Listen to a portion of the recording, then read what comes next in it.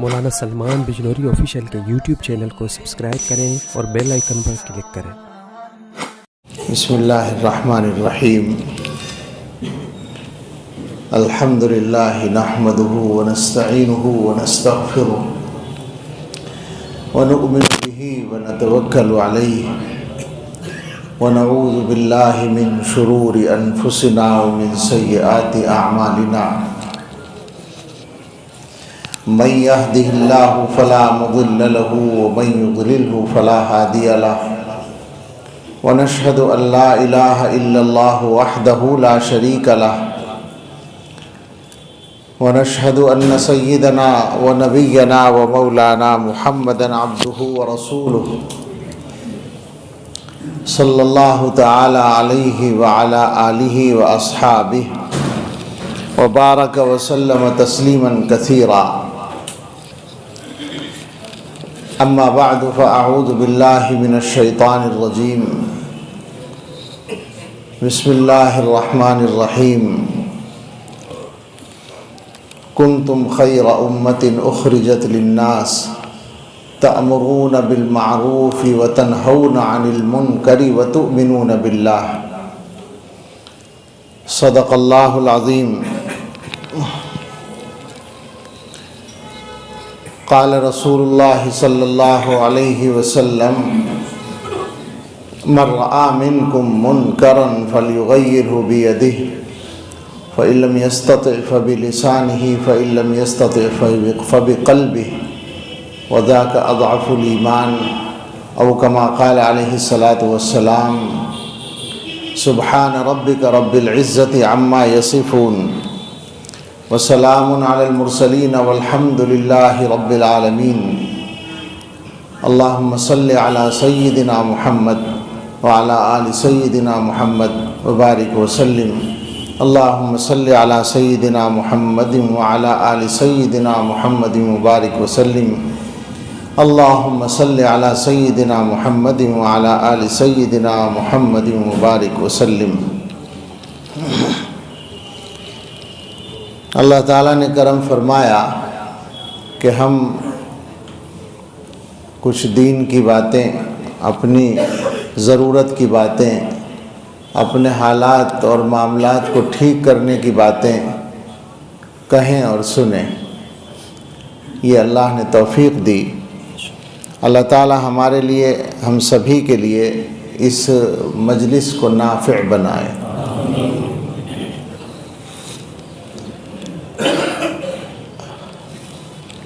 ہمارے جو عزیز استقبال کر رہے تھے یا جن بزرگ نے نعت پڑھی، انہوں نے بھی خطرے میں ڈالا تھا مجھے تھوڑا سا، لیکن پھر کچھ رعایت فرما گئے، اچھا ہوا۔ بات یہ ہے اصل میں کہ یہ جو کچھ تعارف کرانے کی کوشش کی جاتی ہے، اس کا مقصد شاید یہ ہوتا ہے کہ سننے والے توجہ سے سنیں اور وقعت کے ساتھ سنیں، ورنہ کسی آدمی کی تعریف اس کے سامنے کرنا ویسے بھی غلط ہے، اور جو آدمی کسی کام کا ہی نہ ہو اس کی تعریف کرنا تو میرے خیال سے جھوٹ کے زمرے میں بھی آتا ہے۔ یہاں ایک مقرر بیٹھے ہیں ہمارے دوست مولانا مفتی محفوظ الرحمان صاحب، بجنور کے ہیں، اکبر آباد میں مدرسہ چلاتے ہیں، بہت فعال آدمی ہیں۔ ان کے ساتھ زیادہ بے تکلفی کا تعلق ہے۔ انہوں نے ایک جگہ میرا تعارف کرایا ایک ایسی ہی مسجد میں، اور ایسی ہی مجلس بھی تھی اصلاحی، تو یہ مقرر آدمی ہیں، انہوں نے اپنے انداز میں مردے میں بڑی جان ڈالنے کی کوشش کی۔ اس کے بعد میرا نمبر آیا بولنے کا، تو میں نے لوگوں سے کہا کہ انہوں نے جو کچھ کہا میرے بارے میں، یہ ان کے مقرر ہونے کا ثبوت ہے۔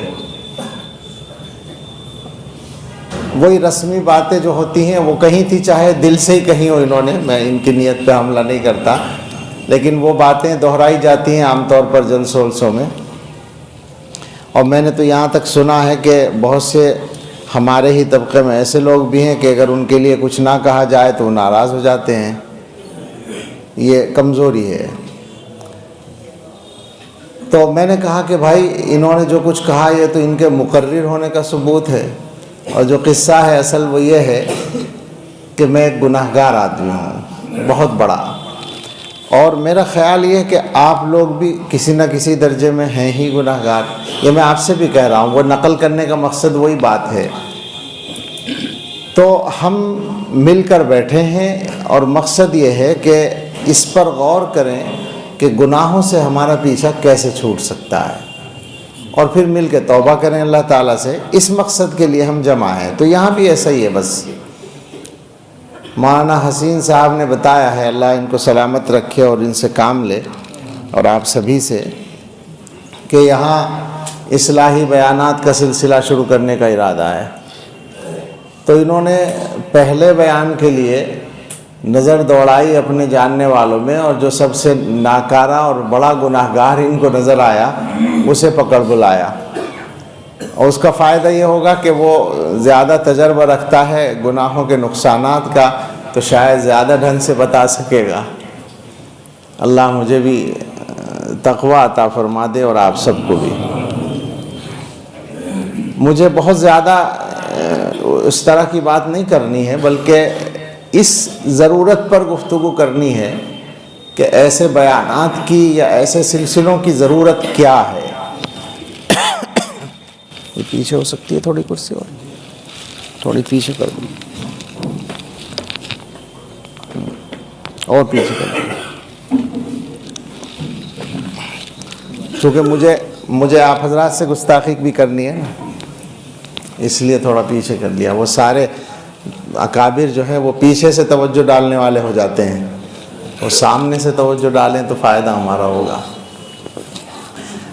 بات یہ کرنی ہے کہ اس طرح کا جو بھی کام ہوتا ہے امت میں، اور سلسلہ ہے یہ کہ علماء بیان کرتے ہیں، جلسے ہوتے ہیں، مجلسیں ہوتی ہیں، اصلاحی باتیں ہوتی ہیں، ان سب کا مقصد کیا ہے؟ سیدھی بات یہ ہے، مقصد یہ ہے کہ جو برائیاں، جو خرابیاں ماحول میں، معاشرے میں، ہماری زندگی میں آ جاتی ہیں، آ گئی ہیں، ان کو ٹھیک کرنا.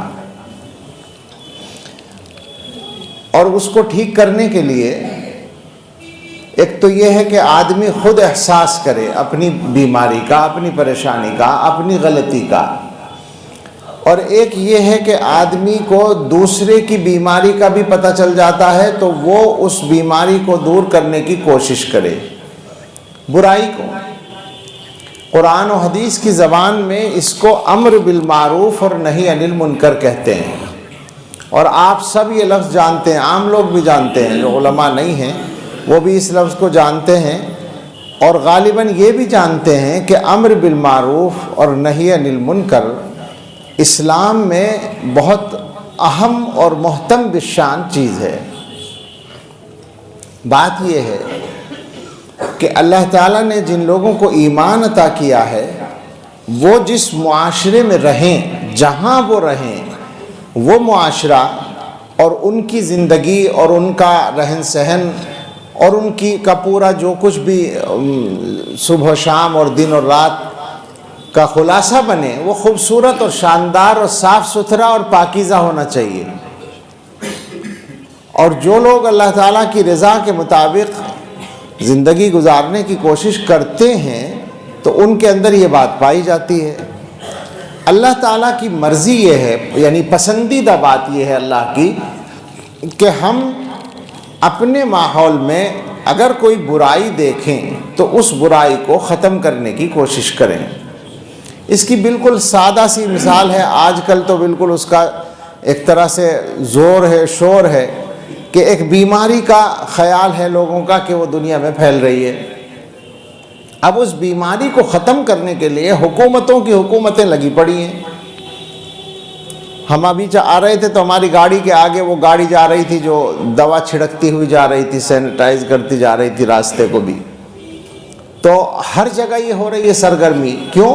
بیماری کو ختم کرنے کے لیے حکومت چاہتی ہے، لوگ چاہتے ہیں کہ بیماری ختم ہو جائے، وبا ختم ہو جائے.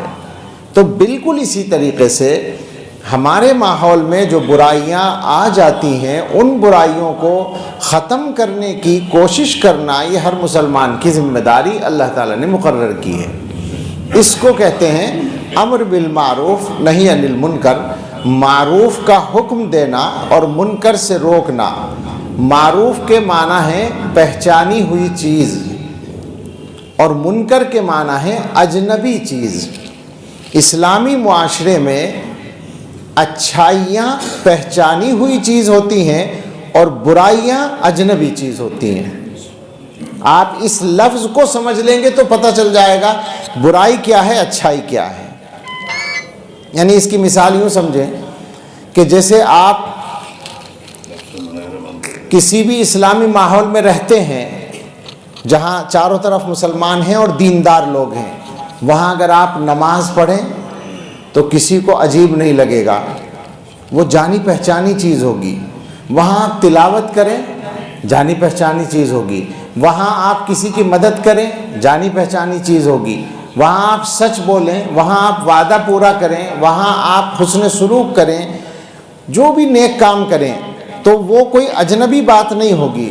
مثال کے طور پر بس نماز کو سمجھ لیں کہ وہ اجنبی بات نہیں ہوگی نماز پڑھنا. اس کے برخلاف اگر آپ کسی غیر مسلم معاشرے میں جائیں اور وہاں نماز پڑھنے لگیں تو وہاں وہ اجنبی چیز ہوگی. وہ جانتے نہیں نماز کو, ان کے لیے وہ اجنبی ہے. اب اس کا الٹا دیکھ لیں, کوئی گناہ کا کام ہے. مثلا آسان سی مثال مان لیں کہ جیسے گانے سن رہا ہے ایک آدمی.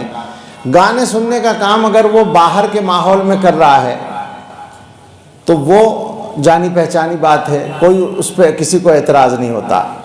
مسجد میں اگر کوئی گانا سننے لگے تو کیسا لگے گا؟ وہ اجنبی بات ہوگی. تو یہ منکر ہوا. مسلمانوں کے معاشرے میں اچھا کام معروف ہوتا ہے یعنی پہچانا ہوا ہوتا ہے, اور برا کام منکر ہوتا ہے یعنی نہ پہچانا ہوا انجانا ہوتا ہے. یہ اصل ہے. اب آپ ایمانداری سے جائزہ لے لیں کہ ہو کیا رہا ہے. ہو کیا رہا ہے مسلمانوں کے معاشرے میں کوئی گناہ ایسا بچا ہے جو اجنبی سمجھا جائے؟ مثلا اگر آپ کو پتہ چلے کہ فلاں جوان شراب پیتا ہے تو کوئی تعجب ہوگا آپ کو؟ بہت سارے پیتے ہیں. آپ کو پتہ چلے کہ فلاں جوا کھیلتا ہے تو کچھ اجنبی لگے گا؟ بہت سے کھیلتے ہیں مسلمانوں میں. فلاں آدمی گھر والوں پر ظلم کرتا ہے, کوئی تعجب نہیں ہوگا اس لیے کہ یہ غلطی بہت سے لوگ کرتے ہیں. فلاں آدمی جو ہے پیسہ دبائے بیٹھا ہے دوسروں کا, تعجب نہیں ہوگا اس لیے کہ بہت سے لوگ کر رہے ہیں. فلاں آدمی وعدہ خلافی کرتا ہے, فلاں آدمی جھوٹ بولتا ہے, فلاں آدمی غیبت کرتا ہے, فلاں آدمی نعوذ باللہ کوئی اور گناہ کرتا ہے, بڑے سے بڑا یا چھوٹے سے چھوٹا. کوئی اجنبی نہیں رہا, تعجب نہیں ہوتا اس لیے کہ عام ہو گئے وہ گناہ. بلکہ اب الٹا ہو گیا, کسی کے بارے میں قابل ذکر ہوتی ہے یہ بات کہ فلاں آدمی پکا نمازی ہے. کسی آدمی کے بارے میں اگر آپ کو بتایا جائے کہ فلاں صاحب بالکل نمازی ہیں 5 وقت کے اور پابند ہیں جماعت کے, تو کیسا لگتا ہے؟ ماشاءاللہ بڑا یعنی خوشی ہوتی ہے. اس کا مطلب یہ ہوا یہ عام بات نہیں رہی, خاص بات ہو گئی, خصوصیت ہو گئی. اسلامی معاشرے میں یہ نہیں ہونا تھا. اسلامی معاشرے میں تو یہ ہونا تھا کہ حضرت محمد صلی اللہ تعالیٰ علیہ وسلم نے جو حضرات صحابہ کا معاشرہ بنایا تھا اس میں یہ ماحول تھا کہ مسجد میں وہ لوگ بھی آتے تھے جو اندر سے مسلمان نہیں تھے, منافق تھے, لیکن انہوں نے پردہ ڈال رکھا تھا اپنے بارے میں, ایمان کا پردہ. اس پردے کی حفاظت کے لیے انہیں مسجد میں آنا پڑتا تھا. وہ مسجد میں آتے تھے. کیوں آتے تھے؟ اگر مسجد میں نہیں آئیں گے تو سمجھا جائے گا کہ یہ مومن نہیں ہے, کھل جائے گا راز. اپنے نفاق کو چھپانے کے لیے, اپنے کفر کو جو دل میں چھپا ہوا تھا. بھائی موبائل کی آواز سب لوگ بند کر لیں, ظاہر ہے کہ اس وقت بات تو کرنی نہیں ہے. تو اس کفر کو چھپانے کے لیے مسجد میں آتے تھے. حدیث میں صحابہ کی یہ بات آپ نے پڑھی ہوگی کہ وہ آدمی جس کا نفاق بالکل ظاہر ہو، یعنی سب کو پتا ہے کہ وہ منافق ہے، وہ نہ آئے تو نہ آئے، باقی سب آتے تھے۔ اس کا مطلب ہوا کہ وہاں نماز نہ پڑھنا اجنبی بات تھی۔ تو یہ سمجھ لیں کہ معاشرہ بہت بدل گیا، الٹ گیا ہے۔ اب مسلمان کی تعریف میں کہا جائے گا کہ صاحب فلاں آدمی بڑا پکا نمازی ہے، تو ہمیں سوچنا چاہیے ہم لوگ جتنے پریشان ہیں، ہمارے سامنے ذاتی مسائل بھی ہیں۔ اب ظاہر ہے ایک ہی مجلس میں ہر موضوع پر گفتگو نہیں ہوگی، لیکن میں یہ عرض کرتا ہوں سمجھانے کے لیے کہ بہت سارے لوگ ہم میں ذاتی مسائل سے بھی پریشان ہیں۔ ذاتی مسائل کا مطلب کیا ہے؟ مثال کے طور پر روزی روٹی کا مسئلہ ہے، روزگار نہیں ہے یا کم ہے، غربت ہے یا بیماری ہے یا اور اسی طرح کی پریشانی ہے۔ ہمارا خیال یہ ہے کہ انسان اسباب اختیار کرنے کا تو مکلف ہے، لیکن اس کا نتیجہ انسان کے ہاتھ میں نہیں ہے۔ دکان تو کھولنی ہے آپ کو، علاج تو کرنا ہے آپ کو، مگر دکان سے آمدنی ہو جائے یہ آپ کے ہاتھ میں نہیں ہے۔ بیماری سے علاج کرنے سے بیماری دور ہو جائے یہ آپ کے ہاتھ میں نہیں۔ کس کے ہاتھ میں ہے؟ اللہ کے ہاتھ میں ہے۔ ہم لوگ ان چیزوں کے لیے پریشان ہیں جو ہمارے ہاتھ میں ہیں ہی نہیں۔ بھئی آدمی کو فکر تو اس کام کی کرنی چاہیے جو اپنے حصے کا ہو، جو اللہ کے ہاتھ میں ہے اس کے لیے کوئی پریشان ہے۔ اس کے لیے تو مسلمان کو پریشان ہونے کی ضرورت نہیں ہے، بہت آسان راستہ ہے، اللہ تعالیٰ سے تعلقات ٹھیک کر لو، اپنے معاملہ ٹھیک ہو جائے گا۔ اللہ سے تعلق صحیح کر لو، مسئلے حل ہو جائیں گے۔ یہی ایک راستہ، بھائی جسے کرنا ہے اس سے معاملہ ٹھیک کرنے پڑے۔ اگر آپ کا کوئی معاملہ ڈی ایم کے ہاں اٹکا ہوا ہے یا آپ کا جو تھانے دار ہے اس کے ہاں اٹکا ہوا ہے اور آپ کی اس سے لڑائی چل رہی ہے، تو کیا ہوگا؟ آپ کو یقین ہوگا کہ میرا کام بنے گا نہیں۔ اب اس سے کام صحیح کرانے کے لیے کیا کرنا پڑے گا؟ آپ کو اپنا تعلق ٹھیک کرنا پڑے گا، اسے راضی کرنا پڑے گا۔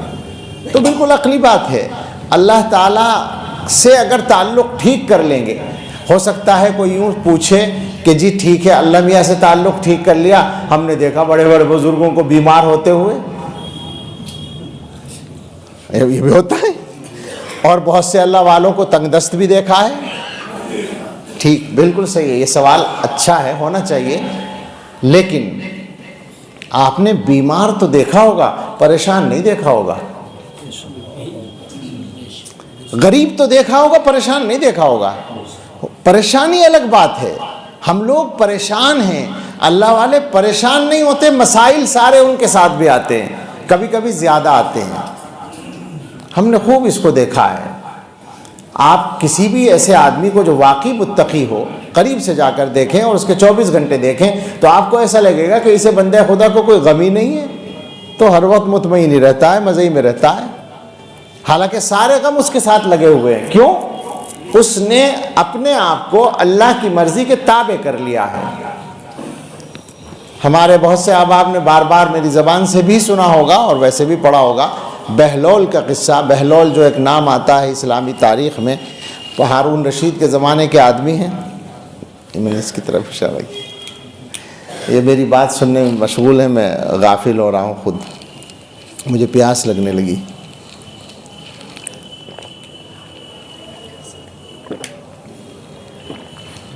ان سے پوچھا کسی نے، بہلول کو کہا جاتا ہے مجنوں، بہلول مجنوں، اور ان کے واقعات سے لگتا ہے کہ وہ حقیقت میں مجنوں نہیں تھے، یعنی پاگل نہیں تھے، بلکہ اللہ کی محبت میں دیوانے تھے۔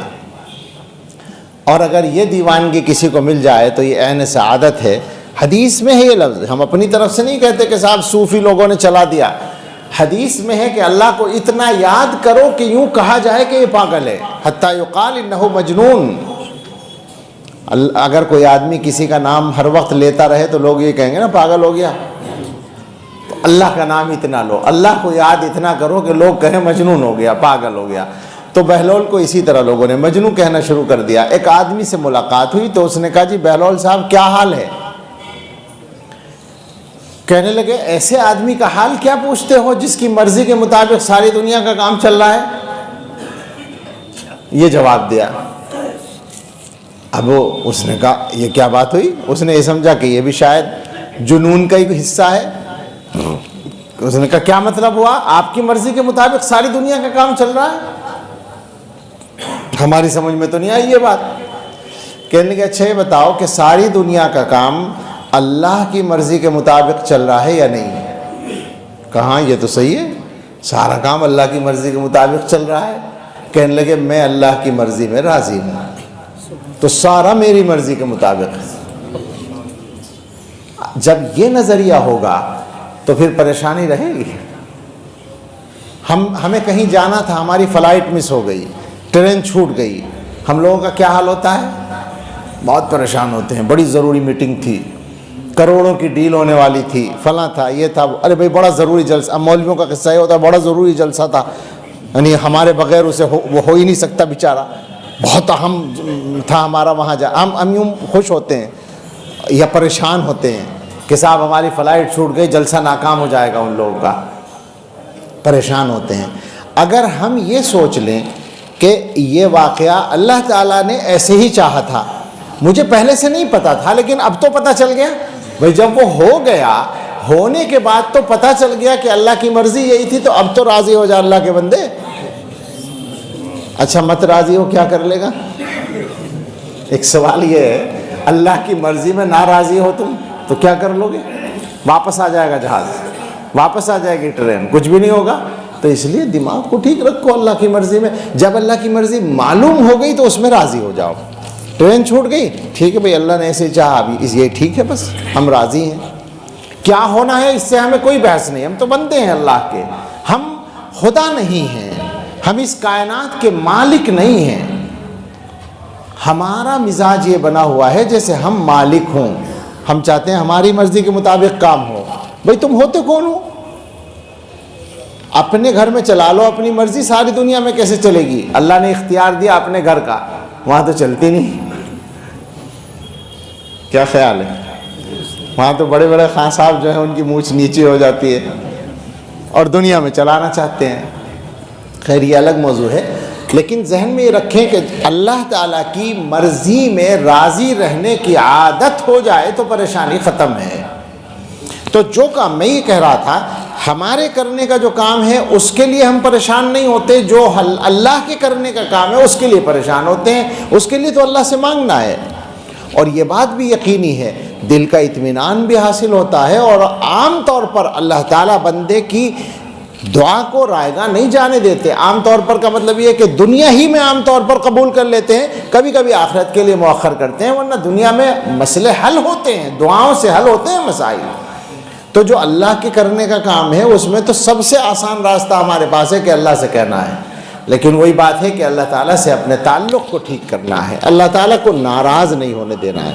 ہمارے کرنے کا جو اصل کام ہے وہ یہ ہے کہ ہم اپنی ذات سے اور اپنے معاشرے سے برائیوں کو دور کرنے کی کوشش کریں. یہ ہے ہمارے کرنے کا اصل کام. یہ اللہ نے ہمارے ذمہ ڈالا ہے.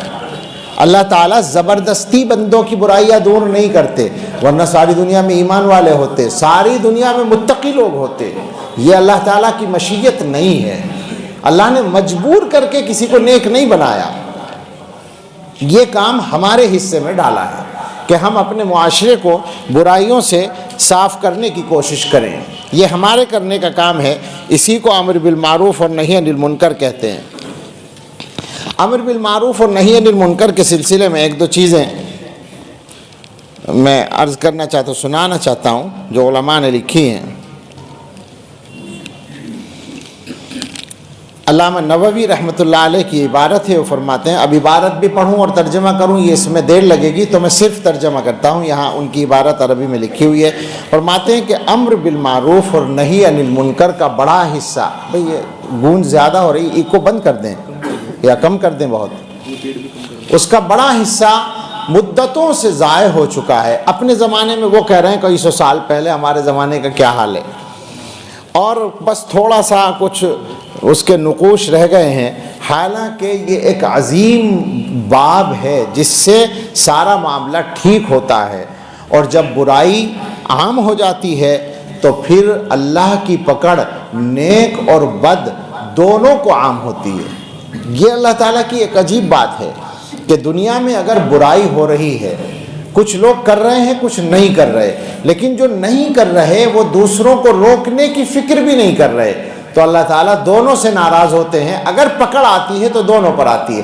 آخرت میں معاملہ دونوں کے عمل کے مطابق ہوتا ہے، نیک آدمی کو جنت ہی ملے گی اور اس کو سزا ملے گی، دنیا کی سزا سے کوئی نہیں بچے گا۔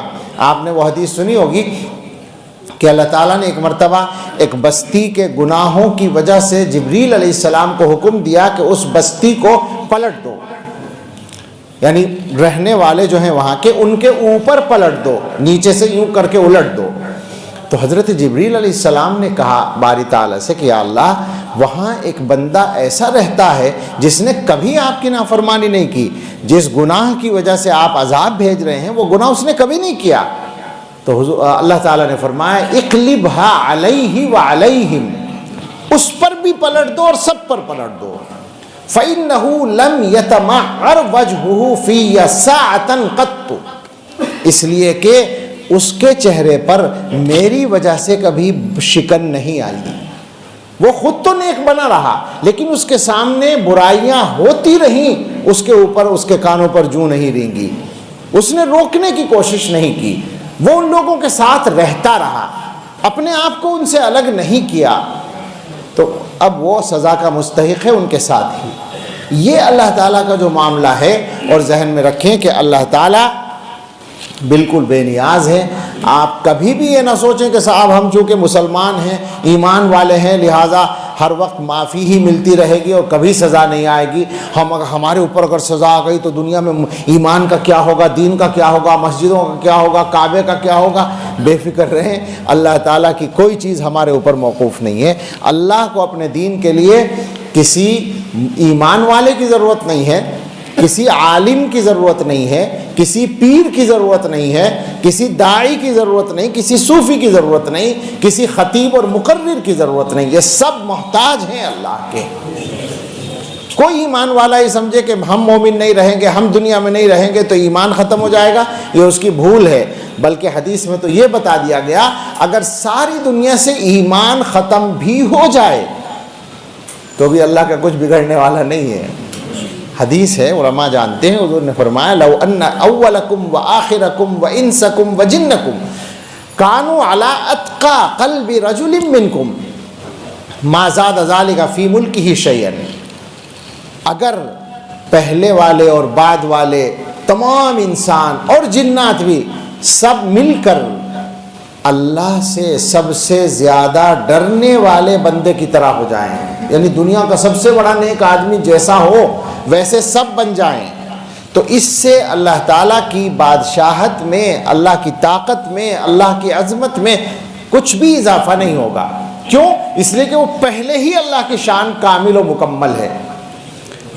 اور نہیں، اگر فرمایا یہ سارے کے سارے مل کر کانو علی اشقا قلب رجل منکم، اور ایک جگہ ہے افجر قلب رجل منکم، تم میں سے سب سے زیادہ بدبخت یا نافرمان آدمی کی طرح بن جائے، یعنی ساری دنیا کے انسان کافر ہو جائیں، مثلا نافرمان ہو جائیں، تو ما نقص ذلک فی ملکہ شیئا، اس سے اللہ تعالیٰ کی بادشاہت میں اور عظمت میں ذرا سی بھی کمی نہیں آئے گی۔ اللہ کی ذات بالکل بے نیاز ہے، اس سے بہت ڈرنے کی ضرورت ہے۔ ہم نے دیکھ لیا، ابھی تازہ نمونہ دیکھا ہے، مسجدیں موجود ہیں، ہمارا بھی ارادہ ہے مسجد میں جانے کا، اللہ نے ہمیں روک دیا جانے سے، دیکھ رہے ہیں اذانیں سن رہے ہیں اور گھر بیٹھے نماز پڑھ رہے ہیں۔ بہت ڈر لگتا تھا، یہ خیال آتا تھا کہ اللہ کی ذات بے نیاز ہے۔ عامر عثمانی صاحب کا ایک شعر میں نے رسالے میں بھی لکھا، در پہ سجدے کی اجازت کو غنیمت جانو، اس نے حق یہ بھی اگر چھین لیا کیا ہوگا۔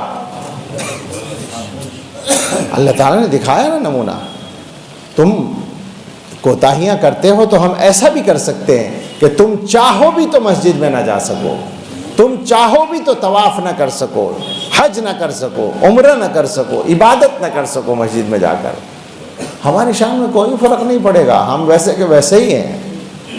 ابھی سن رہے تھے آپ قاری صاحب سے اللہ کی ذات، اللہ کی صفات، اللہ تعالیٰ کی جو شان ہے ان کے اسماء حسنہ کے ذریعے، تو اللہ بالکل بے نیاز ہے۔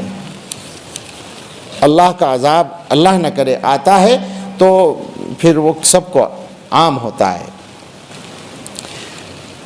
بہت ساری چیزیں انہوں نے لکھی ہیں امر بالمعروف اور نہی عن المنکر کے سلسلے میں، اور یہ کہا ہے کہ کسی کو، میں خلاصہ کہہ دیتا ہوں، ترجمہ کرنے میں اور ٹائم لگ جائے گا، کوئی ٹکڑا بہت اہم ضروری لگے گا تو فرماتے ہیں کہ کسی کو نصیحت کرنے میں، برائی سے روکنے میں، اچھائی کو کہنے میں، تعلق کا، دوستی کا یا اس کی طاقت کا لحاظ نہیں کرنا چاہیے۔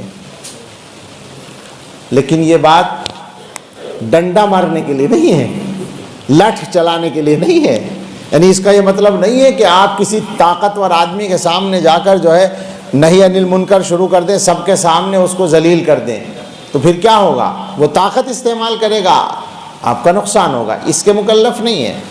وہ بات آگے آئے گی کہ امر بالمعروف اور نہی عن المنکر کا طریقہ کیا ہے، طریقے سے کرنا ہے، پھر اس میں کوئی لحاظ نہیں کرنا، نہ دوستی کا، نہ تعلق کا، نہ کسی کی طاقت کا۔ ہمیں کوشش کرنی ہے، اپنے آپ کو بھی ٹھیک کرنا ہے اور دوسروں سے بھی برائی کو ختم کرنے کی کوشش کرنی ہے۔ انسان کا دوست وہی ہے جو دوسرے کی آخرت بنانے کی کوشش کرے۔ ہم لوگوں کا جو حال عام طور پر بن گیا وہ یہ ہے کہ ہم ایک دوسرے کی مدد گناہوں میں کرتے ہیں، برائیوں میں کرتے ہیں، دنیا بنانے میں کرتے ہیں، آخرت بنانے میں نہیں کرتے۔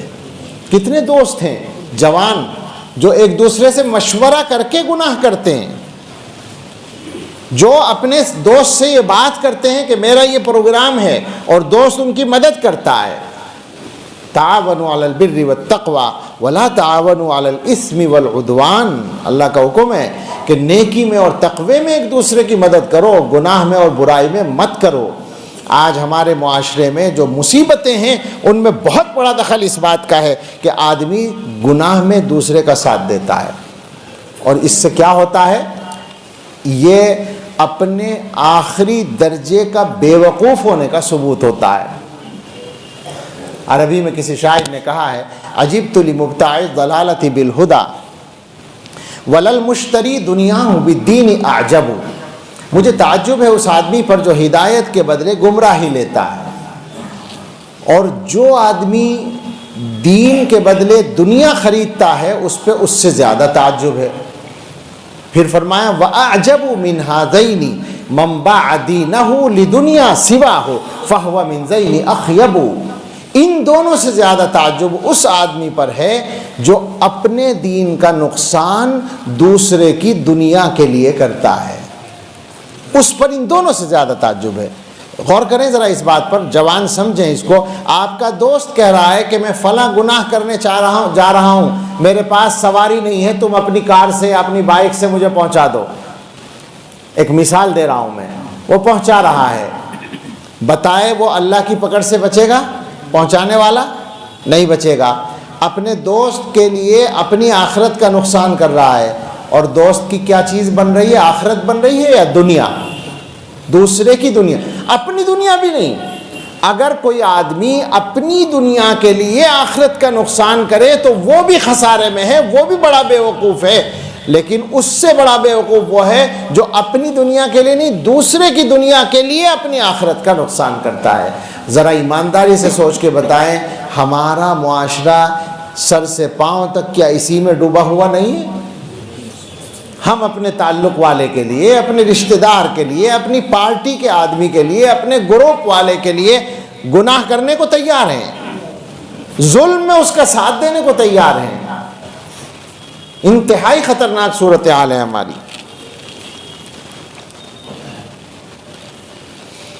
امام شافعی رحمۃ اللہ علیہ کا ایک قول نقل کیا ہے، اس کا تعلق اس مضمون سے جو میں نے ابھی اشارہ کیا تھا کہ امر بالمعروف اور نہی عن المنکر بہت سے لوگ کرنا چاہتے ہیں مگر کرنے کا طریقہ نہیں جانتے۔ عام طور پر یہ دیکھا ہے کچھ لوگوں کے اندر ہمت ہوتی ہے تھوڑی سی، مگر حکمت نہیں ہوتی، سب کے سامنے نہی عن المنکر کرتے ہیں۔ وہ نہی عن المنکر نہیں ہے، وہ طعنہ دینا ہے گناہ کا۔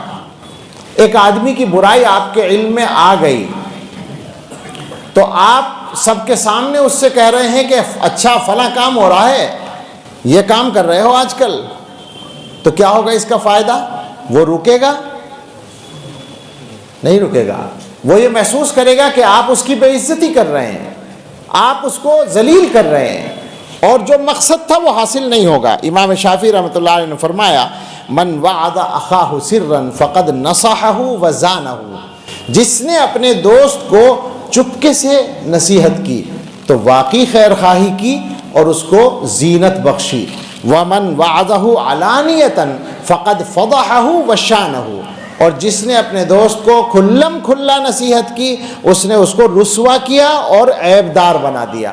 اب وہ برائی سے رکے گا نہیں، برائی سے رکنا اس کا بہت مشکل ہو گیا، آپ نے اس کو ضد میں مبتلا کر دیا۔ نہی عن المنکر کے سلسلے میں چند احادیث سن لیں اور پھر بات کو سمیٹنے کی طرف آتے ہیں۔ حضرت عائشہ رضی اللہ تعالیٰ عنہ کی روایت ہے، فرماتی ہیں کہ رسول اکرم صلی اللہ تعالیٰ علیہ وسلم نے ارشاد فرمایا مروا بالمعروف وانہوا عن المنکر قبل ان تدعوا فلا یستجاب لکم۔ غور سے سنیں، امر بالمعروف کرو، نہی عن المنکر کرو، اس سے پہلے کہ تم دعا کرو اور تمہاری دعا قبول نہ ہو۔ ایمانداری سے بتائیے، دعا قبول نہ ہونے کی شکایت ساری دنیا کے مسلمانوں کو ہو رہی ہے یا نہیں ہو رہی؟ انفرادی بھی اور اجتماعی بھی، سارے معاملات میں ہو رہی ہے، دعا قبول نہیں ہو رہی ہے۔ اور حضور بتا رہے ہیں تمہارے دعا قبول نہ ہونے میں تمہارا ہی دخل ہے، تم نے امر بالمعروف چھوڑ دیا، نہی عن المنکر چھوڑ دیا، تو اب اللہ تعالیٰ کی طرف سے تمہاری دعائیں قبول کرنا بند کر دیا گیا۔ یعنی وہ وقت آ سکتا ہے اگر یہ کام چھوڑے جائیں گے۔ وہ تو اس امت پہ اللہ تعالیٰ کا یہ کرم ہے کہ اکثریت بھی غافل ہو جائے تو کچھ اللہ کے بندے اللہ کی توفیق کے مطابق کام کرتے رہتے ہیں، اس کی وجہ سے ہمارا کام چل جاتا ہے، ورنہ بہت خطرناک صورتحال ہے۔ اللہ اکبر کبیرہ۔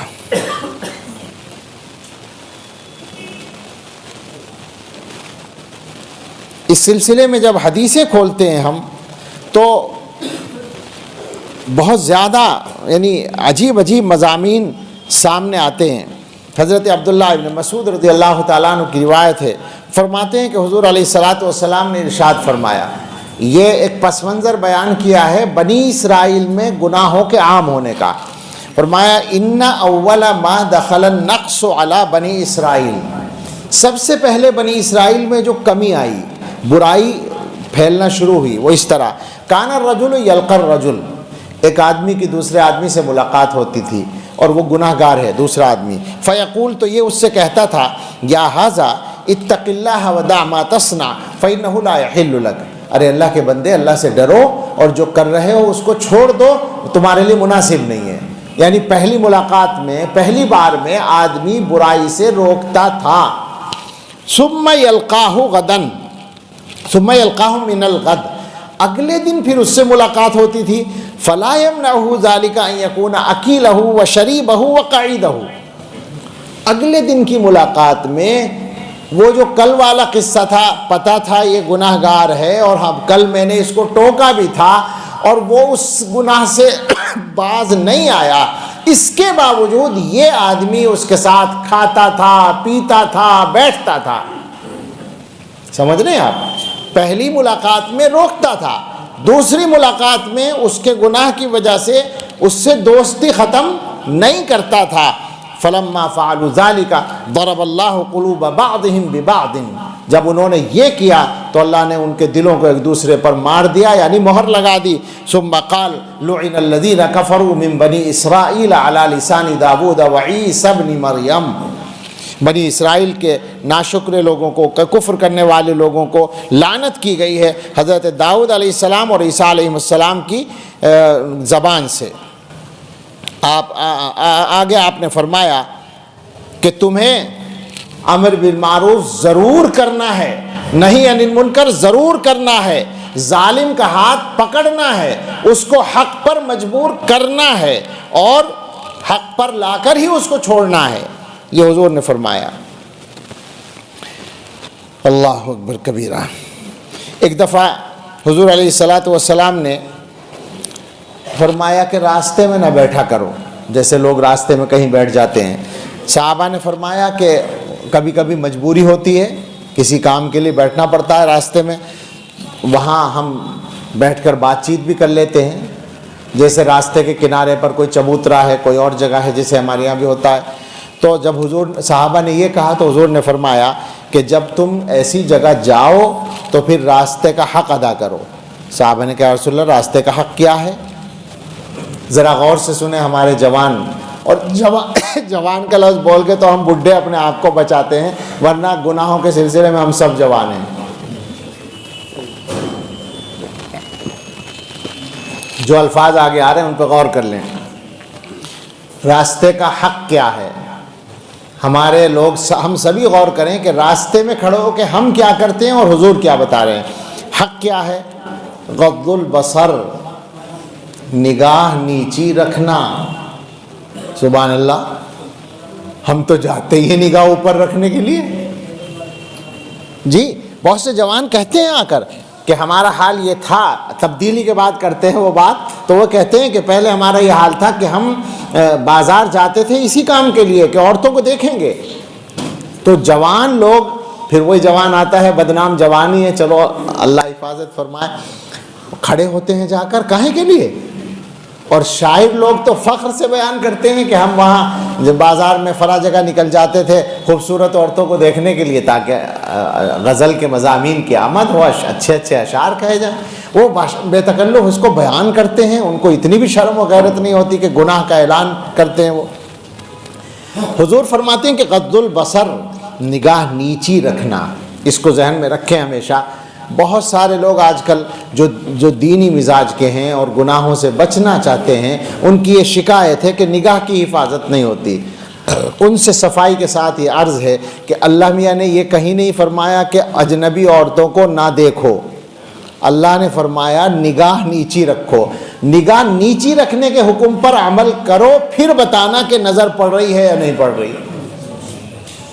बताइए क्या होगा फिर? खामखा परेशान है लोग।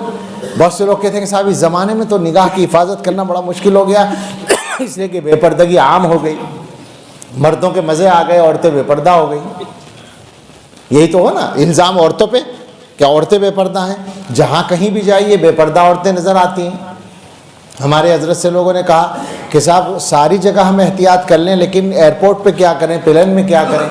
वहाँ हर कदम पर औरतों से वास्ता पड़ता है, और वो मेकअप किए हुए खूबसूरत जवान लड़कियाँ होती हैं, वो तो रखी ही जाती हैं इन तमाम चीज़ों को देखकर। उनसे ही बोर्डिंग पास लेना है, उनसे ही मालूमात हासिल करनी है, उनसे ही सिक्योरिटी चेक हो रही है या और काम हो रहे हैं, उनसे ही चाय ले रहे हैं, सब कुछ उन्हीं से वास्ता पड़ता है। फिर कैसे बचा जा सकता है? तो हज़रत ने फरमाया बात करना मजबूरी है, देखना मजबूरी नहीं है। तो फिर तजर्बा किया गया इसका, लोगों ने तजर्बा किया तो बहुत आसान है। आज तक किसी ने शिकायत नहीं की कि मौलवी साहब मेरी तरफ देखकर बात क्यों नहीं कर रहे हो। उसे देखने वाले बहुत हैं, वो आपके देखने के इंतज़ार में नहीं खड़ी है। आप अपनी हिफाजत कर लें। शैतान की चालें बहुत बारीक होती हैं। कभी कभी कोई जा रही हो, आपके दिल में हमदर्दी डालेगा कि रास्ता अंधेरा है और अकेली जा रही है, पता नहीं इसका कोई है या नहीं है। कोई है या नहीं है, आप उसके नहीं है ये जान के रखें बस। वो अपनी खुद जिम्मेदार है, आपकी जिम्मेदारी तो वो घर से नहीं निकली है। आपके दिल में जो हमदर्दी आ रही है वो झूठी हमदर्दी है, वो शैतान डाल रहा है माइल करने के लिए उसकी तरफ। शैतान की चालें बहुत बारीक होती हैं और हम लोग समझते हैं कि साहब बड़ा मुश्किल हो गया है नज़र की हिफाजत करना। अल्लाह मियाँ ने तो ये कहा है कि निगाह नीची रखो। निगाह नीची रखने के बाद कोई नज़र आए तो हमसे शिकायत करो। कोई भी आके आपके निगाह के नीचे यूँ अपना चेहरा दिखाए, ऐसा तो नहीं हो सकता। सोचें ज़रा, ये कोई मजाक नहीं है, ये माशरे की मुसीबत है जिसमें दीनदार लोग परेशान हैं। बात ये नहीं है कि बचा नहीं जाता, बात ये है कि बचना चाहते नहीं है, बचने का इरादा नहीं है। इरादा अगर होगा निगाह नीची होगी। अल्लाह ने बस ये फरमाया निगाह नीची रखो। اور حضرت نے اس میں نقطہ ایک بیان کیا دوسری آیت کے ساتھ ملا کر، جو شیطان نے کہا تھا اللہ تعالیٰ سے آدم علیہ السلام کو سجدے کا انکار کرنے کے بعد اللہ نے اسے مردود جب کر دیا تو اس نے کہا تھا ثم لآتینہم من بین ایدیہم ومن خلفہم وعن ایمانہم وعن شمائلہم، میں ان لوگوں کے پاس سامنے سے اور پیچھے سے اور دائیں سے اور بائیں سے آؤں گا۔ تو چاروں طرف سے شیطان کے آنے کا خطرہ ہے ہر گناہ میں۔ اب یہ نگاہ والا مسئلہ ہے، اس میں بھی چاروں طرف سے گناہ کا خطرہ ہے، سامنے دیکھو گے یا دائیں دیکھو گے یا بائیں دیکھو گے یا پیچھے دیکھو گے، چاروں طرف اجنبی نگاہ جو ہے غلط ہو سکتی ہے۔ اب دو ہی جگہ بچی، اوپر دیکھ کے چلو تو ٹھوکر لگے گی، اب کیا بچا؟ نیچے دیکھ کر چلنا۔ تو یہاں دو راستے ہیں جہاں سے شیطان نہیں آ پائے گا، نہ اوپر سے آ پائے گا نہ نیچے سے آ پائے گا، اپنے آپ کو بچا۔ اب ہم سامنے دیکھ کر چلتے ہیں تو ہم نے تو شیطان کو خود دعوت دے رکھی ہے۔ خیر، بچنے کا ہم ارادہ کریں تو حضور نے فرمایا راستے کا حق یہ ہے کہ غض البصر، نگاہ نیچی رکھنا، وکف الاذی، اور تکلیف دہ چیز کو ہٹانا۔ ایک مفہوم تو یہ ہے، اور ایک مفہوم یہ ہے تکلیف کو روکنا، یعنی اپنے سے کسی کو تکلیف نہ پہنچنے دینا، یہ بھی اس کا مفہوم ہے۔ ورد السلام، اور سلام کا جواب دینا، وامر بالمعروف ونہی عن المنکر، اور اچھائی کا حکم کرنا اور برائی سے روکنا۔ تو احادیث چاہے جتنی اس موضوع پر آپ پڑھ لیں، حیرت ہوتی ہے کہ رسول اکرم صلی اللہ تعالیٰ علیہ وسلم کو اس سلسلے میں کتنی زیادہ امت کی فکر تھی، اور آپ کتنا زیادہ چاہتے تھے کہ مسلمانوں کے ماحول اور معاشرے میں یہ چیز، یہ مزاج عام ہو جائے کہ وہ خود بھی گناہوں سے بچنے کی کوشش کریں اور دوسروں کو بھی گناہوں سے بچانے کی کوشش کریں۔ اس موضوع پر تو چاہے جتنی تفصیلی بات ہو سکتی ہے، لیکن میں اس کے ایک اور جز پر تھوڑی سی بات کرنا چاہتا ہوں، اور وہ ہے جس طرح عام مسلمانوں کو گناہ سے بچانا اور اچھائی کا حکم کرنا یہ مسلمان کی ذمہ داری ہے جہاں تک ممکن ہو۔ یہ پہلے ذہن میں رکھیں، میں نے کہہ دیا یہ لٹ مارنے کے لیے نہیں ہے کہ آپ ہر جگہ جا کر یہ کام کریں، جہاں ممکن ہو مناسب ہو حالات، لیکن طریقہ شرط ہے، اور وہ یہ ہے کہ تنہائی میں کہیں۔ ہمارے یہاں مسجدوں کے اندر ماحول ہوتا ہے مسجد میں ایک دوسرے کو ٹوکتے رہتے ہیں، ایسا نہیں ہے۔ مسجد میں بھی ٹوکنا ہے تو تنہائی میں، چپکے سے، آہستگی سے، کسی کو پتہ نہ چلے۔ میں یہ کہہ رہا تھا کہ اس کا ایک حصہ ہے جس پر میں ذرا گفتگو کرنا چاہتا ہوں تھوڑی سی، اور وہ ہے اپنی اولاد کو برائیوں سے روکنا، یعنی اولاد کی تربیت۔ اس کے سلسلے میں بھی ہمارے مسلمان بھائی بہت پریشان ہیں۔ اس میں کیا ہو رہا ہے؟ غلطی یہ ہو رہی ہے کہ تربیت کی فکر وقت گزرنے کے بعد ہوتی ہے۔ عقل کی بات سوچیں، عقل کی بات کیا ہے کہ جب کسی چیز کو صحیح رکھنا اور صحیح بنانا ممکن ہو اس وقت فکر ہونی چاہیے نا۔ یعنی اس کی بہت آسان مثال ہے کمہار کا برتن۔ کمہار مٹی کے برتن بناتا ہے، اب اس کو مثلا ایک پیالہ بنانا ہے، وہ پیالہ جب مٹی نرم ہے تو جس طرح چاہے وہ بنا سکتا ہے، مگر بنانے کے وقت میں وہ فکر نہ کرے اس کے صحیح کرنے کی، پیالہ ٹیڑھا ہو گیا، کوئی توجہ نہیں دی، اب وہ سوکھ گیا، پھر اس کو آگ میں پکا لیا گیا، چاہے سوکھ ہی گیا ہو یا آگ میں پکا، دونوں صورتوں میں اب اگر اس کے کی ٹیڑھ کو دور کرنے کی کوشش کرے گا تو کیا ہوگا؟ یا تو ٹوٹے گا یا ٹیڑھا ہی رہے گا، دو ہی صورتیں۔ ہم لوگ یہی کر رہے ہیں کہ بنانے کے وقت میں فکر نہیں کر رہے ہیں۔ بچوں کی تربیت 15 اور 17 سال کی عمر میں نہیں ہوا کرتی، اس کو اچھی طرح سے سمجھ لیں، چونکہ یہ بہت ضرورت کا مسئلہ ہے۔ شروع سے بچوں کی تربیت کی فکر کرنی پڑتی ہے، اور ہم سے تو کچھ آتا واتا نہیں ہے۔ ایک چیز کا ہم نے تجربہ کیا، اپنے احباب کو بتایا، ان سے بھی تجربہ سنا، وہ یہ ہے کہ تربیت کو آسان بنانے کا راستہ یہ ہے کہ آپ شروع سے اپنے بچے کو اس بات کا عادی بنائیں کہ وہ گھر کے دروازے سے باہر آپ کی اجازت کے بغیر نہ نکلے. بس یہ طے کر لیں. یہ شروع سے ہوگا, بڑے ہونے کے بعد نہیں ہوگا. بچپن سے اس کا یہ مزاج ہو کہ وہ جب گھر سے نکلے, آپ موجود ہیں تو آپ سے پوچھے, آپ نہیں موجود ہیں اپنی ماں سے پوچھے, ماں باپ میں سے کسی سے پوچھ کر جائے, بتا کر جائے میں فلاں کام کے لیے جا رہا ہوں اور اتنی دیر کے لیے جا رہا ہوں. ابھی پرسوں کی بات ہے, اس طرح کی باتیں میں جہاں بھی جاؤں کوشش کرتا ہوں کہ کرتا رہوں.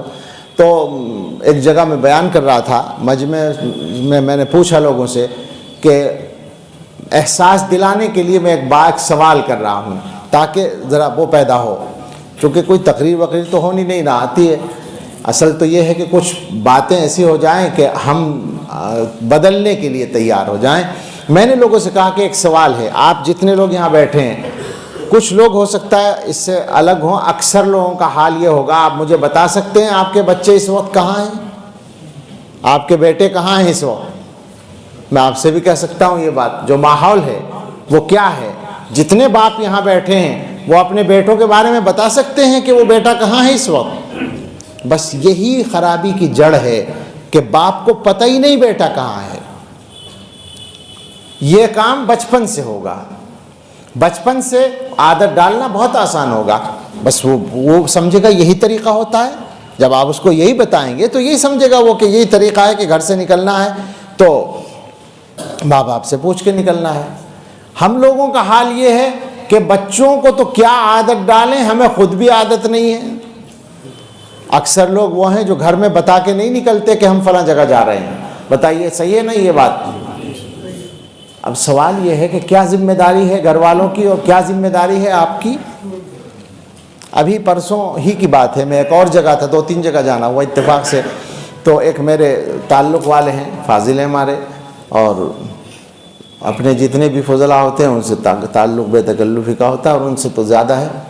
گھر میں کچھ معاملات ہیں شوہر بیوی میں.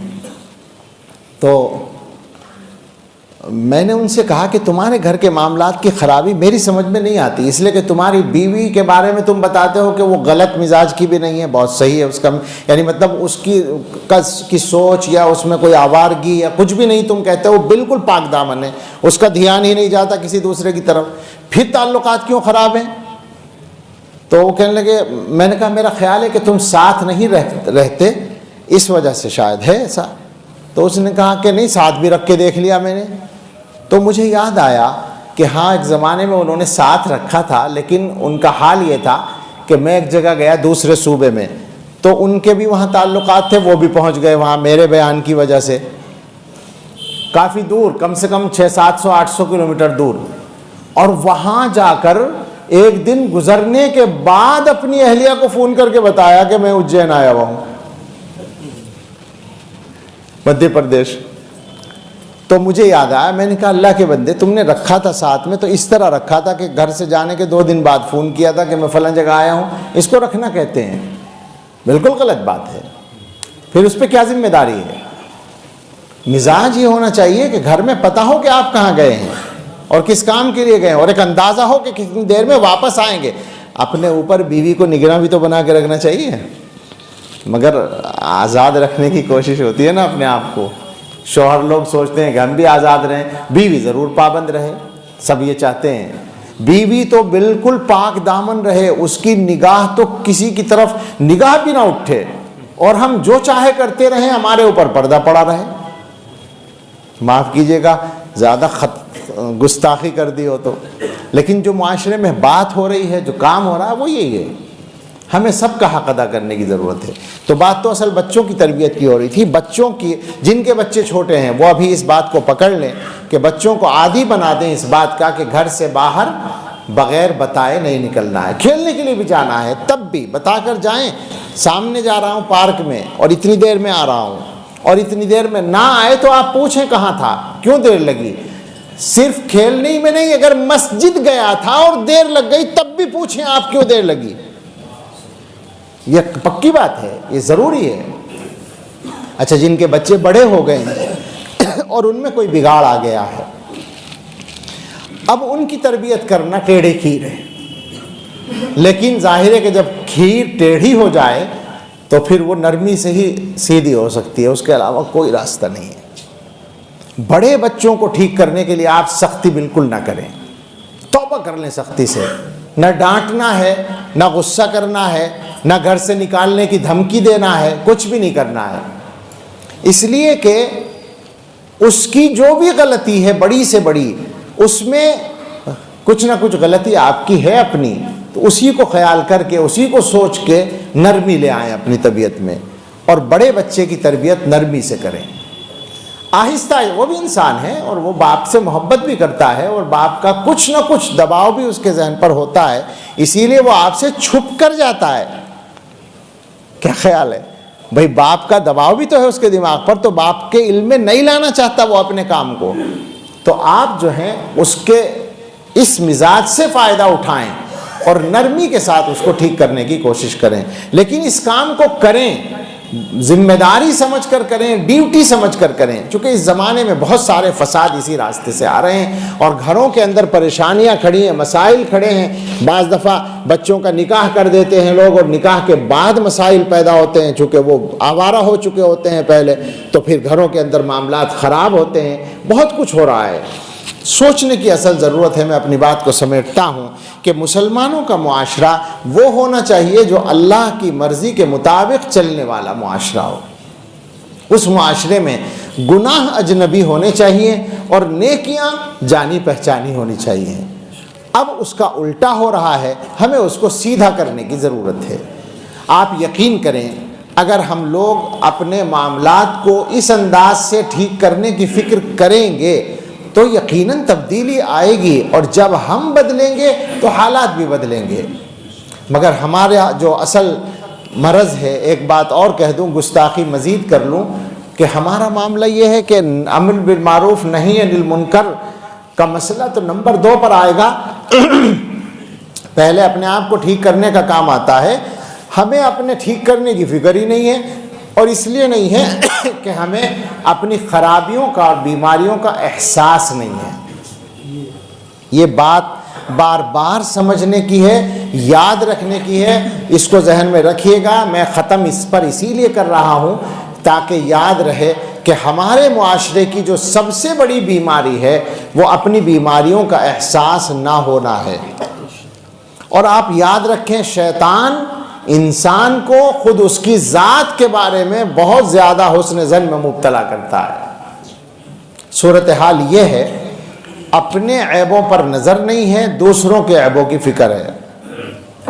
امر بالمعروف نہی عن المنکر اپنی جگہ وہ ہے، لیکن دوسرے کے عیب جان کر پھیلانے کی فکر ہے، بے عزت کرنے کی فکر ہے، اس کی غیبت کرنے کی فکر ہے، اس کو معاشرے میں رسوا کرنے کی فکر ہے۔ یہ مزاج بنا ہوا ہے۔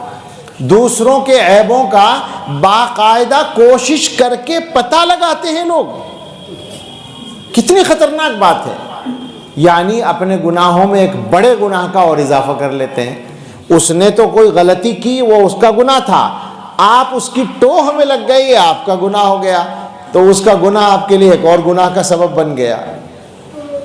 آپ اس کی غیبت میں لگ گئے، یہ ایک اور گناہ ہو گیا، اس کا گناہ آپ کے گناہ میں اضافے کا سبب بن گیا۔ مزاج یہ بنا لیں کہ اپنی بیماریوں پر نظر رکھنی ہے۔ میں بار بار لوگوں سے کہتا ہوں کہ اگر آپ کا گھر بھی بن رہا ہے اور پڑوسی کا گھر بھی بن رہا ہے تو کون بے وقوف ہے جو اپنے گھر کو چھوڑ کے پڑوسی کے گھر کی نگرانی کرے، تعمیر کی؟ مستری کام کر رہے ہیں، معمار کام کر رہے ہیں، اور آپ پڑوسی کے گھر پہ جا کے دیکھ رہے ہیں اور کہہ رہے ہیں کہ صاحب ادھر اینٹ صحیح کرو، اور ادھر مسالہ صحیح لگاؤ، اور ادھر یہ غلط ہو گیا اور یہ ٹھیک کرو، یہاں سریا کم ہو گیا، زیادہ ہو گیا۔ آپ وہاں کی نگرانی کر رہے ہیں اور اپنے گھر کو نہیں دیکھ رہے ہیں۔ ایسا کوئی کرتا ہے دنیا میں؟ مگر نیکی اور برائی کے مسئلے میں ہم سب یہی کر رہے ہیں، اپنے آپ برائیوں میں مبتلا ہیں، لیکن دوسرے کی فکر میں پڑے ہیں، اپنے آپ کو ٹھیک کرنے کی فکر نہیں ہے۔ اور وجہ کیا ہے؟ اپنی بیماریوں کا احساس نہیں ہے، اور جس مریض کو بیماری کا احساس نہ ہو وہ علاج نہیں کرتا۔ بار بار کہی گئی یہ بات، شوگر ہو جاتی ہے بہت سے لوگوں کو، پتہ نہیں ہوتا، علاج بھی نہیں کرتے، جب پتہ چلتا ہے تو پتہ چلا 500 ہے، حالت خراب ہو جاتی ہے۔ جب زیادہ گڑبڑ ہو گئی تو پتہ چلا۔ تو وقت پر اگر احساس نہ ہو بیماری کا تو علاج نہیں ہوتا۔ اپنا مزاج بدلیں۔ ہم سب ایک بات طے کر لیں کہ دوسروں کا کوئی عیب ہمارے علم میں آئے گا تو ہم اس کو اپنے تک رکھیں گے، زبان تک نہیں لائیں گے۔ آسان نہیں ہے، ذرا سوچ کے کہیے گا انشاءاللہ، اس لیے کہ روز کا معمول چھوڑنا پڑے گا۔ یہ کام تو روز کریں ہم، دوسروں کی برائیوں کو زبان پر لانے کا کام روزانہ کرتے ہیں۔ اگر ہم اس پوری مجلس میں یہی طے کر کے اٹھ جائیں اور اس پہ عمل کر لیں تو ہماری شاید مغفرت کے لیے اللہ یہاں اسی کو قبول کر لیں۔ تو کر لیں ارادہ، ایسا کر لیں، ارادہ کر لیں۔ اچھا یہ ہوگا کیسے؟ میں نے یہ بھی سنا دیا، بہت سے آبا چند لوگ بیٹھے تھے مجھ سے کہنے لگے کہ آپ زبان کے بارے میں بہت زیادہ وہ کرتے، میری زبان بہت چلتی ہے زبان کے بارے میں، یعنی زبان کا صحیح استعمال کرنے کے بارے میں اور غلط استعمال سے روکنے کے بارے میں بہت اس کے نقصان کو معاشرے کے اندر محسوس کرتا ہوں تو کہتا رہتا ہوں۔ اب وہ کہنے لگے کہ زبان کی اور چیزوں کی احتیاط کر لیں لیکن غیبت نہیں چھوٹتی، تو کیسے چھوڑیں؟ میں نے کہا بولنا بند کر دو۔ اب وہ تعجب سے دیکھا انہوں نے، کہنے لگے کہ بولے بغیر تو کام نہیں چلتا۔ میں نے کہا مجھے یہی کہلوانا تھا، تمہیں یہی کہو گے، ظاہر فطری جواب ہے۔ انہوں نے کہا بولے بغیر تو کام نہیں چلتا۔ میں نے کہا یہی تھا، جب کام نہ چلے تب بولو، سمجھ میں؟ بس بولنے پر پابندی۔ ہم لوگوں کا مزاج کیا بنا ہوا ہے؟ سب سے زیادہ زبان کا استعمال کرتے ہیں، پیروں کا استعمال بے ضرورت نہیں کرتے۔ کہیں کام ہو تبھی تو جاتے ہیں، بغیر کام کے پیروں کا استعمال نہیں کرتے، بغیر کام کے ہاتھوں کا استعمال نہیں کرتے، بغیر ضرورت کے اور اعضاء ہیں ان کا استعمال نہیں کرتے۔ مگر زبان کے بارے میں شاید یہ سمجھ رکھا ہے کہ ہر وقت ایکٹیو رکھنا ضروری ہے، اس کو اگر اس کو روک دیا تو شاید یہ کہیں جام نہ ہو جائے، ایسا سمجھتے ہیں کچھ لوگ۔ آپ یہ سمجھ لیں کہ زبان کا جتنا زیادہ بے ضرورت استعمال ہوگا اتنا ہی زیادہ آپ کے دل کا نقصان ہوگا۔ میرا کہنا یہی ہے اپنے ساتھیوں سے، خاص طور سے جن کا مجھ سے تعلق ہے، میں ان سے کہتا ہوں بولنا بند کر دو۔ بند کرنے کا مطلب ہے کہ جہاں ضروری ہو صرف وہیں بولو، تو غیبت نہیں ہوگی، اس لیے کہ غیبت کبھی بھی ضروری نہیں ہو سکتی۔ جو کام حرام ہے وہ ضروری کیسے ہو جائے گا؟ حرام کام تو کبھی ضروری نہیں ہوگا۔ بس یہ چند منتشر باتیں اللہ تعالیٰ نے آپ کی نیت کی برکت سے کہلوا دی ہیں۔ دعا کریں کہ اللہ تعالیٰ ہمیں اپنی برائیوں کا احساس بھی نصیب فرمائے اور اپنی اصلاح کی فکر بھی، اور دوسروں کے سلسلے میں شریعت کے بتائے ہوئے طریقے کے مطابق امر بالمعروف اور نہی عن المنکر کرنے کی اللہ ہمیں توفیق دے۔ ایک واقعہ یاد آیا امر بالمعروف کا، وہ آپ نے سب نے سنا بھی ہوگا۔ حضرت حسن اور حضرت حسین رضی اللہ تعالیٰ عنہما، ایک صاحب کو دیکھا انہوں نے، ایک بوڑھے آدمی، شاید وہ نئے مسلمان تھے، باہر سے آئے ہوئے تھے، انہوں نے وضو کیا تو ان کا وضو سنت کے مطابق نہیں تھا۔ تو آپ دیکھیں کتنا خوبصورت طریقہ ہے۔ ان دونوں نے ان سے کہا کہ آپ بڑے ہیں، ہم لوگ چھوٹے ہیں، ہم یہ چاہتے ہیں آپ کو وضو کر کے دکھائیں، آپ ذرا دھیان سے دیکھیے گا ہمارے وضو میں کوئی غلطی تو نہیں ہے۔ ان کے سامنے جب وضو کیا تو وہ سمجھ گئے، وہ بڑے عمر کے آدمی تھے، وہ رونے لگے اور کہا بیٹے تم سے کہاں غلطی ہوگی، غلطی تو مجھ سے ہو رہی تھی، تم نے بڑے خوبصورت طریقے سے مجھے سکھا دیا۔ یہ ہوتا ہے دوسرے کو اچھائی کا حکم کرنے کا طریقہ۔ برائی سے روکنے کے لیے بھی یہی طریقہ ہے کہ کبھی بھی یہ ذہن میں نہ آئے کہ یہ آدمی مجھ سے زیادہ برا ہے۔ ارے بھائی اس کا ایک عیب میرے علم میں آیا ہے، میرے تو اپنے 100 عیب میرے علم میں پہلے سے ہیں، تو اگر میں اس کو برائی سے روک رہا ہوں تو واللہ اس کا یہ مطلب نہیں کہ میں اچھا ہوں، بلکہ میرے بھائی کو ایک بیماری ہوئی تو میں اس کو ٹھیک کرنے کی کوشش کروں، دل سوزی کے ساتھ، خیر خواہی کے ساتھ، اس لیے نہیں کہ میں اس سے افضل سمجھا جاؤں۔ اس نیت سے کریں گے تو آپ سوچیں برائیاں کتنی ختم ہوں گی معاشرے سے۔ اللہ ہم سب کو توفیق عطا فرمائے۔ دعا کریں۔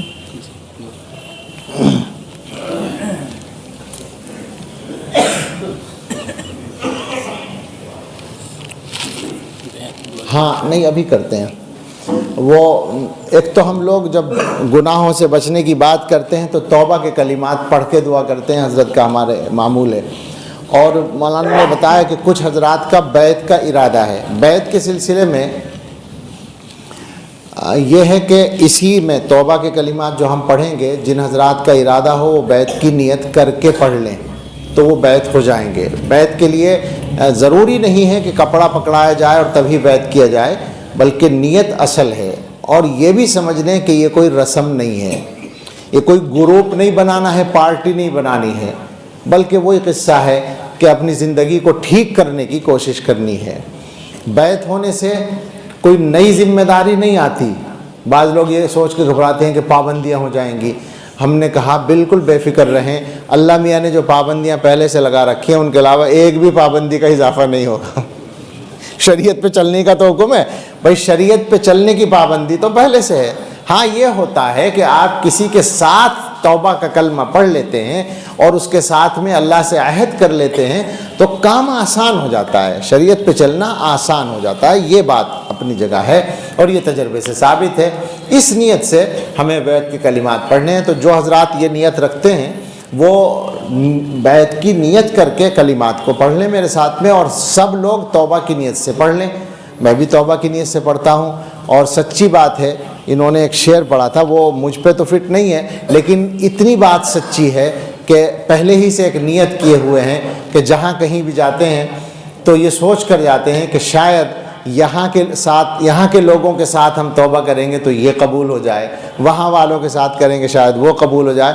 دنیا میں گھومتے پھریں اور توبہ کرتے پھریں، ہو سکتا ہے زمین کے بہت سارے ٹکڑے ہماری توبہ کے گواہ بن جائیں تو اللہ تعالیٰ اسی پر معاف فرما لیں اور قبول فرما لیں. یہ ہماری نیت ہے. آپ بھی اسی نیت سے کلمات پڑھ لیں. بسم اللہ الرحمن الرحیم. لا الہ الا اللہ محمد الرسول اللہ صلی اللہ علیہ وسلم. آمنت باللہ وملائکتہ وکتبہ ورسولہ والیوم الآخر والقدر خیرہ وشرہ من اللہ تعالی والبعث بعد الموت. آمنت باللہ کما ہوا باسمائہ وصفاتہ وقبلت جمیع احکامہ اقرار باللسان وتصدیق بالقلب. اشہد ان لا الہ الا اللہ واشہد ان محمدا عبدہ ورسولہ. استغفر اللہ ربی من کل ذنب واتوب الیہ. جن حضرات نے بیعت کی نیت کی ہے وہ چند کام شروع کر دیں، وہ معمولات ہیں ان کو سمجھ لیں جلدی سے. استغفار کی تسبیح صبح شام، استغفر اللہ ربی من کل ذنب واتوب الیہ. اللہ سے توبہ کی نیت سے میں اللہ سے مغفرت چاہتا ہوں. تو مغفرت چاہنے کا مطلب ہے میں گناہ چھوڑتا ہوں، اللہ میرے گناہ معاف کر دے اور آگے میں گناہ نہ کرنے کا عہد کرتا ہوں. دوسرے درود شریف کی تسبیح صبح شام پڑھیں، کوئی سا بھی جو آسان لگے پڑھ سکتے ہیں. اللہم صلی علی سیدنا محمد وعلی آل سیدنا محمد وبارک وسلم ہمارے یہاں معمول ہے. تیسرے قرآن کریم کی تلاوت روزانہ کریں، جتنی ہو سکے پابندی سے کریں. اللہ کا کلام جو ہے وہ سب سے افضل ذکر ہے اور اس کی نورانیت، اس کے اثرات سب سے فائق ہیں. پڑھنے کی یہ تین چیزیں ہیں. اس کے علاوہ کچھ پڑھنے کا پہلے سے معمول ہو جو حدیثوں میں چیزیں آئی ہیں تو ان کو چھوڑنے کی ضرورت نہیں ہے. ان تین چیزوں کی پابندی کریں. اور دو کام اور ہیں. ایک تو یہ کہ ہر وقت اللہ کا دھیان رکھنے کی عادت ڈالیں، یعنی قصداً بیٹھنا نہیں ہے اس کام کے لیے. اپنے سارے کام دنیا کے کرتے رہیں، مسجد کے کام کریں، بازار کے کریں، گھر کے کریں، دکان مکان ملازمت پڑھانا لکھانا جو کچھ جس کا کام ہے اپنا سب کام کرتے رہیں، لیکن ذہن میں یہ رہے کہ میں جہاں بھی ہوں، میں جو بھی کروں اللہ مجھے دیکھ رہا ہے. اس بات کو یاد رکھنے کی عادت ڈالنی ہے. پتہ تو ہے، یقین تو پہلے سے ہے، لیکن یاد نہیں رہتا. اسی لیے سب کچھ ہوتا ہے. جس وقت یاد رہے گا کہ اللہ دیکھ رہا ہے اس وقت تو گناہ نہیں ہوگا. گناہ ہوتا ہی غفلت کے ساتھ ہے. اللہ تعالیٰ کی طرف سے غفلت ہوتی ہے تو گناہ ہوتا ہے. تو یہ مزاج بنائیے. بار بار بھول ہوگی، بار بار یاد کریں، بار بار بھول ہو، بار بار یاد کریں. انشاءاللہ آہستہ آہستہ عادت پڑ جائے گی، اور جب عادت پکی ہو جائے گی پھر اللہ کی یاد دل میں بیٹھ جائے گی، اور پھر ارادہ نہیں کرنا پڑے گا اللہ کو یاد کرنے کے لیے. اور یہ ذہن میں رکھیں کہ جس دل میں اللہ کی یاد ہوتی ہے وہی دل سب سے زیادہ طاقتور ہوتا ہے. پانچواں کام یہ ہے کہ تھوڑی دیر بیٹھ کر ذکر کرنا ہے. ہمارے اس سلسلے میں ذکر مراقبے کی شکل میں ہوتا ہے، یعنی باوضو قبلہ رخ بیٹھ جائیں آنکھ بند کر کے اور سوچیں کہ دل پر اللہ کی رحمت آ رہی ہے اور دل سے گناہوں کی سیاہی دور ہو رہی ہے، اور دل کہہ رہا ہے اللہ اللہ اللہ اللہ. یعنی دل سے کہنا ہے اللہ اللہ، زبان سے نہیں کہنا ہے. فی الحال خاموش بیٹھ کر سوچیں کہ میرا دل کہہ رہا ہے اللہ اللہ. شروع ہی سے طبیعت میں اطمینان آئے گا، اور اگر واقعی دھیان کر کے بیٹھیں گے گناہوں سے بچنا کوئی مسئلہ ہی نہیں رہے گا. اس وقت سب سے مشکل کام ہے گناہوں سے بچنا. اس وقت جب عادت ہو جائے گی تو سب سے آسان کام ہو جائے گا گناہ سے بچنا. یہ علاج ہے. اللہ ہم سب کو توفیق عطا فرمائے. اب دعا کر لیجئے.